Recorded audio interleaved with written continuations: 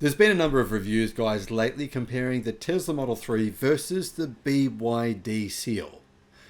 And journalists well, all of them so far have recommended you buy the Tesla Model 3 and not the BYD Seal. They say the Seal is a good car. There's nothing wrong with it. If you bought it, then, hey, you've still got a good car. But they're all saying the pick of the two is actually the new Tesla Model 3 Highland.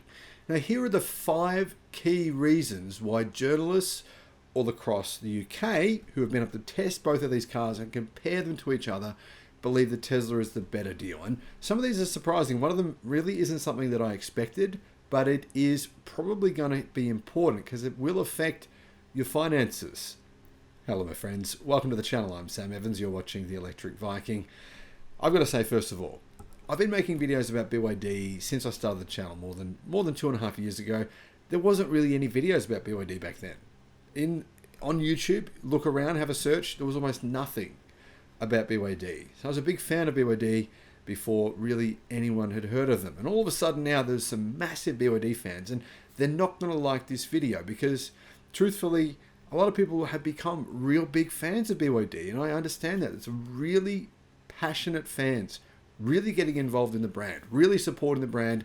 And I often feel like if I don't say BYD is the best, then they're not particularly happy about that, which I can understand that. I understand that. But the truth is here, journalists are suggesting, well, they're not suggesting, they are saying unequivocally the Tesla Model 3 is the better buy overall versus the BYD Seal. And here are the 5 reasons. Number 1 is efficiency. The Model 3 Highland, the new standard range model, is more efficient. Now, if you were to get the Model 3 Highland with 18-inch wheels and you keep the aero covers on, it's approximately 30% more efficient, 25 to 30% more efficient, depending on your driving style, depending on the type of road you're driving, how fast you're driving, but between 20 to 30% more efficient to get the Model 3 Highland versus the Seal. And the biggest reason for that is the Seal is a lot heavier than the Model 3. It's approximately 200 kilos heavier. So that's what, about 450 pounds heavier. So that weight difference is going to contribute to the efficiency of both cars. And the other reason for this is that Tesla's Supercharging network is always cheaper than the competition. And this is true. If you look at Australia, look at America, you look at Europe, you look at the UK, on average, I made a number of videos about this, Tesla's Supercharging network is unquestionably cheaper. In fact, it's much cheaper than the competition in most places. In places like Norway, it's about 50% cheaper. But anyway, it is cheaper, so you will save money. But if you're charging at home all the time, that's not really relevant to you. You probably don't really care. But you still will have to pay more to charge your heavier BYD Seal.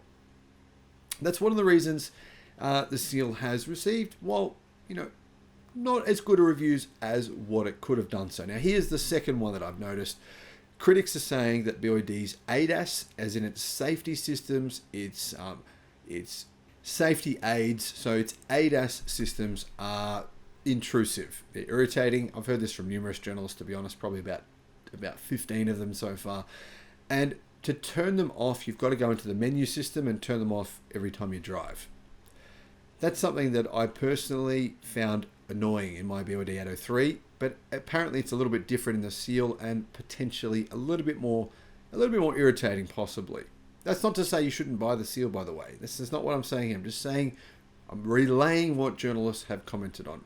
One of the other points that journalists have made, and this particularly came from Car Magazine and from some other journalists as well, was that the BYD Seal is vague on center. So when you're steering it in the middle, so when you're basically pointing straight ahead, there's no steering feel. There's like a loose point there where you don't feel connected to the road. And they say that feels strange. It's an odd feeling. Point 3. BYD has this, it does this in all of its EVs. It kind of tunes them so that when you press the accelerator, it feels like there's a little bit of lag. There's like a slight delay before you get that real acceleration point. Now, the reason for this, BYD says, is in order to make it feel like you're still driving a gasoline-powered car. Make it feel like you're still driving a petrol-powered car. But journalists say, why would you want that? The whole point of EVs is you get that instant acceleration, that instant torque. You touch the pedal and you can instantly merge into traffic. And I think that is a good feature. So that's something you've got to get used to in BYD Seal EVs.